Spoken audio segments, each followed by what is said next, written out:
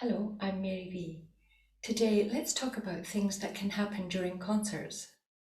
So, a long time ago, I was given a ticket to see Ida Haendel play the Mendelssohn Violin Concerto, and my seat was in the very front row. So, I was looking up at Ida Haendel playing, and her entrance was incredible because in the hall where she was playing, there are steep wooden steps um, to come down to the level of the orchestra.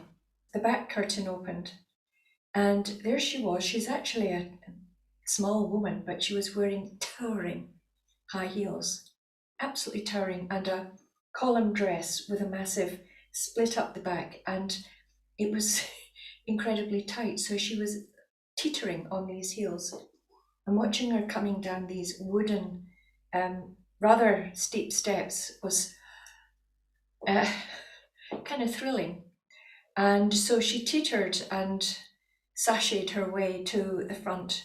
And the way she looked round at the audience was absolutely masterful. She didn't actually look at anyone, she just surveyed us all as if she was saying, I'm going to give you something marvelous.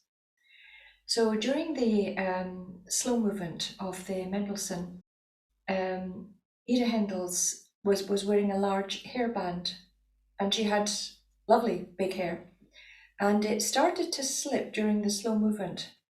And I noticed this. I was watching agog actually at everything she was doing. It was marvelous. But the hairband started to slip, um, and it ended up on her nose like this.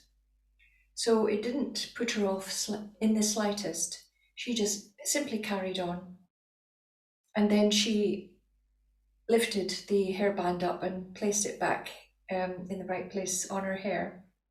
And then she seemed to look down straight at me, and I was again watching this in with bated breath, 'cause you just notice everything. And she stared down at me without blinking, and I thought it was the most magnificent thing I'd ever seen.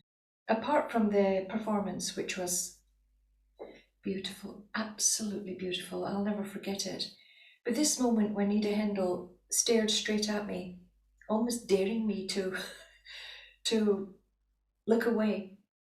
I didn't look away. I looked straight at her, and I loved her forever for um, the performance she gave. And it didn't matter what happened to her; she was going to play the music. I mean, I've had my share of moments. All musicians have a dream where they're late for the orchestra. They can't get there, and they have to come in late, or they're not allowed to get into the concert hall. For once, the opera orchestra was on stage, and we had guest singers, and one of them was Kiri Takanawa. And I was early for this concert. I was all ready in the changing room, dressed, with my violin out.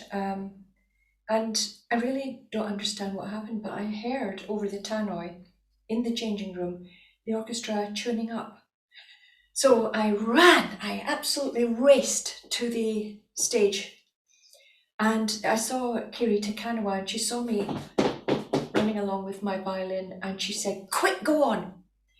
So I rushed past her, and it was time for her to come on. So I got the greatest applause of my life when I rushed on and took my place in the orchestra, because the audience thought I was Kiri Takanawa carrying a violin somehow.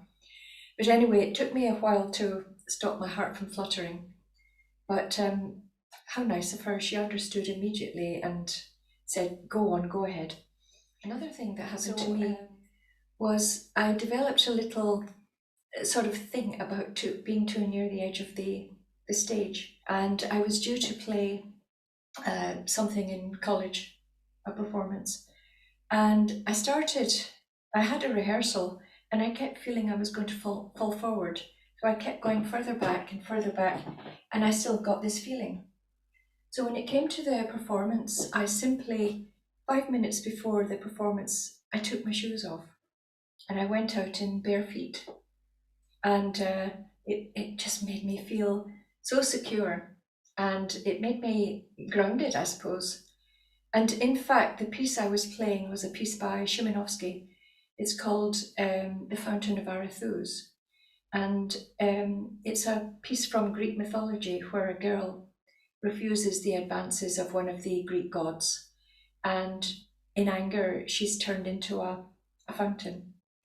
And in fact, it turned out that bare feet, the whole image of it was, quite at one with the story of La Fontaine d'Arethusa. So people thought that I'd done this deliberately. But anyway, I did get over that thing. It was just a sort of, I think it was part of performance nerves, but luckily that passed. So another person that I've seen during a concert was quite a long time ago, and it was Yehudi Menuhin. I think he was playing the Bruch violin concerto, and he had developed a tremor in his bowing, a very, very slight little fluttery tremor. And it didn't affect what he was doing, it was just in all the bows. It was one of the most legendary and wonderful performances I've ever heard.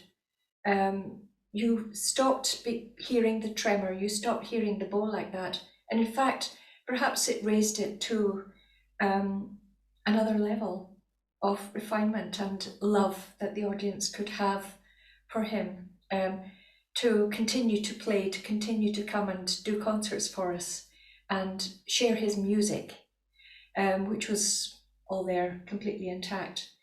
And I was in college at the time, and some fellow students had been at the concert and they were talking about it the day after, and they were criticizing Menuhin for his fluttery bow. And I thought to myself, well, if I could play that even though I had a fluttery bow, if I could play like him, even though I had a fluttery bow, it would still be world-shatteringly wonderful, wouldn't it?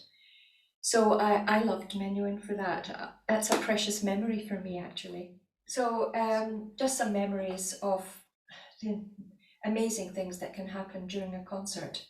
I hope most of them don't happen to you, but they're incredibly memorable. And remember, the audience is usually on your side. I mean, I remember these things with great love. So I'll leave it there. Bye for now.